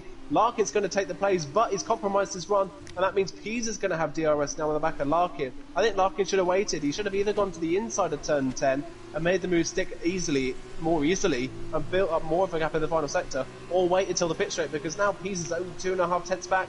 He's going to have the DRS on Larkin. Is he going to look to the inside of Years? Larkin doesn't defend the line. Peas is going to cruise down the inside. Easy move for Peas once again. Well read that from Peas. He stopped battling. He waited. He knew that he was going to have the DRS, and he just cruised back past Larkin down the pit straight. A little bit of a mistake there from Larkin. Not really reading the situation very well. But is he going to have any chance of fighting back? There we have just under 4 laps here to go here at Catalunya, and Larkin still hounding him, but Peas has driven impeccably in this fight. So far, maintains that 5th position. Look further back though. Ling's having to defend now because Campbell is all over his rear wing. Up 7 places in this race. Has been much better from Campbell, but he does have 6 seconds of penalties. That's going to really hold him back. Now, what happens this time? Peas with 3 seconds of penalties, of course, himself. Larkin is in a prime position here, because I think all the cars around him do have penalties at this stage in the race, so he does have that going for him, and he now sits. This time does not go for the move on Total Peas, sits in behind, and maybe will time this a little bit better next time round. Further back down the field, I didn't even realise this. Side by side this time, it's Ling and Campbell, two very familiar names. They fought for championships before. This time Ling has the inside line, but Campbell round the outside. Can he pull that one off? I tell you what, he might just make it. Ling tries to stay alongside. Campbell shuts the door. Wow, that is superb from Campbell, and Ling almost goes around. And now Verstappen, now the other Trident car, gets up alongside, looks for an opportunistic move, but will cut back for the moment to the rattle over 5th, because now Larkin is side by side. He's down the inside and is ahead finally of Total Peas. They have put on quite a show here today, but now Ling trying to hold around the outside of Verstappen. Verstappen may have the better run going through turn 2 and now the outside towards turn 3. Can he get a better run? Can he get more momentum? Ling's covered off nicely though, and he holds 8th place. Again, I'm going to need to catch my breath. Wow, I cannot believe what we're seeing in front of our eyes. Now Maverick is with the train. I just don't know what's going on there. This is one of the finest nights of racing I've ever had the privilege of commentating on. I am absolutely stunned to say that I'm watching this. Absolutely incredible stuff. And finally, Larkin able to pass Peas cleanly without too much of a defence put up from the Campos man. So can Larkin now catch Danny Boy? Peas obviously has the time penalty, so Larkin kind of really needed to get that move done on Peas in order to try and catch Danny Boy from 4th and make up for the points he's losing on Toxic. Toxic still leads this race, and I think Toxic is deliberately not driving away from Chill, because if Chill loses the DRS here to his teammate, he would be under massive pressure from Caesar, who's doing good enough at the moment to hold on to these guys in front. And I do believe Chill has a time penalty himself, so at the moment, Chill is going to lose that second place to Caesar if he's not careful. So if Caesar's able to keep within that time window, then he can steal second place from the second Prema man. And if Toxic picks up a time penalty himself as well, they aren't that far ahead. So Caesar could still pick up a spot here. We've got a yellow flag in sector 2, that's for Ibo, I believe. I think Ibo's made a mistake at turn 5, but has managed to get back on the road. But yeah, that's one thing to look out for. If Toxic picks up a time penalty, Caesar is close enough to maybe steal the race win here. Larkin now within DRS range of Danny Boy. Yeah, I was just going to mention that, very critical bit. He made a mistake going through turn 2, and Peas does not disappear. Those guys have been going at it all night long, and they are still right near each other on track with just a lap and a half to go. Now, Larkin has the advantage of not having a penalty, and he has the advantage on track, so it's looking unlikely that Peas is going to get the edge over the current championship leader. I think after this race, it might well change as Caesar picks up a penalty, and that just even the odds. That takes a lot of pressure off the QVRHL. He just needs to drive cleanly, stay with his teammate, and he should be headed for a very solid podium here. Absolutely he is. Campbell picks up his third time penalty of the race. It's been a good comeback from Campbell, but always Ling has a massive moment in the background. How on earth he kept that out of the ball, I do not know. But Verstappen's going to have a run on him into turn 10, but he's not close enough. Verstappen's really been struggling here. Even though he's had obviously a lot of unlucky moments in the feature race and the sprint race, he's still quite not had the pace really to work himself forward. That 9th place has kind of been cursed to Verstappen today. He's not really been any higher than that at any point so far. And Ling holds on to 8th for the time being. Chill sets the fastest lap of the race, takes it off of his teammate as we go on to the final lap of the race. I wonder if Toxic will try and steal back that fastest lap point. Looking further in front, Larkin's only 4 tenths behind Danny Boy. Is he going to get the move done into turn 1? Danny Boy's got a very fast car in a straight line, but here comes Larkin. Danny Boy stays on the racing line, Larkin up the inside, but again Larkin not very late on the brakes. Danny Boy's going to have the speed around the outside of turn 1. But here comes Larkin around the outside of turn 2. He's got the inside line for turn 3, and he's got the move done. Last lap, great stuff from Larkin. He manages to work his way past Danny Boy. It's not over yet. Come back at him. Is he going to look to the inside? He's not close enough for turn 4. Hasn't quite got the line, but Larkin runs a little bit wide, but has more speed on the exit of the corner. Larkin takes 4th place on the final lap. Danny Boy drops to 5th. It's a shame for him. He held on to 4th for the whole race. He was doing a good job, but Larkin just had the more speed and the more momentum and has got the move done. So Larkin up into 4th place, and crucially that's good enough for him because it's limiting the amount of damage that Toxic is doing to him in this race. We'll see, of course, after how the championship unfolds. At the moment, Toxic is just a sector away from what will be a great double victory. Peace as well, yeah, he's looking at the back of Danny Boy. Is he going to go down the inside? They're very, very late on the brakes. We've seen this lunge in a turn 10. This time is a little bit of contact. Danny Boy didn't yield it easily, and they come together on the exit. They almost came to blows completely. Peace able to get through though, but I'm not sure if he's going to keep that on penalties. But Toxic out of the final corner. Now, as we got contact by the back, Campbell's gone round. He's gone round on his own. He's spun on the exit on the entrance to turn 11. My oh my, Campbell, that is absolutely infuriating for the Scotsman, and another blow to his chances out here. Danny Boy does get 5th in the end ahead of Total Peas. Over the line comes Exile Ling, and he just holds off Verstappen, less than a 10th between them over the line. Spa gets up to 9th in the end. Janie Nolan rounds out the top 10 after a rather interesting night of racing, we'll say. I don't know where to start. I'm going to have a nap after that one. That was absolutely... It's an early night for me tonight. That was absolutely crazy. From start to finish, we had a bit of a delay, and Game Boys in the end steals the fastest lap on the final lap. He's a lap down, and he steals the fastest lap off of Toxic. So that's less points that Toxic is going to take out of Larkin in this one. But that... I just don't know where to start. There was a delay to the start of racing, but it was fully worth the wait. That is the best week of racing in Formula 2 we've had so far this season. It's going to be hard to top that next week. But these guys might well manage it, who knows. But yeah, that was quite the spectacle, it must be said. And yeah, I've thoroughly enjoyed this. I'm sure all you guys watching have as well. Probably not so much for the drivers. They probably gonna have lost about a few kilos in sweat on average, I think. But yeah, for us, those spectators, it's been an incredible night to behold. I am lost for words, honestly. Why on earth my voice had to disappear for today's race, I don't know. I think I was cursed this one. Caesar picks up drive of the day for most positions gained. And fair enough, he had a great race, despite that penalty at the end that cost him maybe a shot at second place. It's still a great drive from Caesar to get on the podium from 11th on the grid. Yeah, and I think if you think about it, there's that first quali session where he lost out, and of course the incident near the end of the feature race.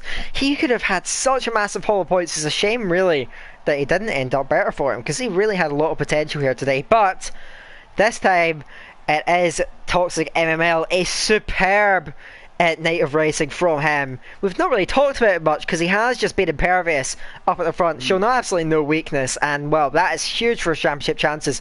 A double victory in both the feature and the sprint race. That is absolutely huge for his confidence as well as the championship. Toxic, can he take that forward there? That was impeccable from him tonight. Absolutely impeccable. Did not put a foot wrong. He got those penalties in the feature race, but was able to make up for it. Just looking through the rest of the sprint race field then, Chill in second, Prema 1-2.